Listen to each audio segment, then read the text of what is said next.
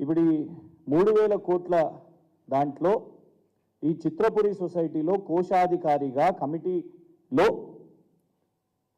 అనుముల మహానందరెడ్డి గారని రేవంత్ రెడ్డి గారి కుటుంబ సభ్యులు వారి సోదరులు ఉన్నారు. ఇదిగోండి, ఇది court document. Anumula Mahanandareddy treasurer of cine workers society. ముఖ్యమంత్రి గారి కార్యాలయం నుంచి ఏమంటారంటే, అసలు ఇక సంబంధమే లేదు, మాకు ఆయన ఎవరో తెలియదు, మేము ఆయన ఎప్పుడూ చూడలేదు అనేసి వారిది వాదన. మరి చూడండి ఈ ఫోటో ఎట్లొస్తుంది? మీకు అసలు పరిచయమే లేకపోతే, ఆయనను ఎప్పుడు కలవనే పోతే, అసలు మీకు ఆయన ఎవరో తెలియకపోతే మేము ఛాలెంజ్ చేస్తున్నాం.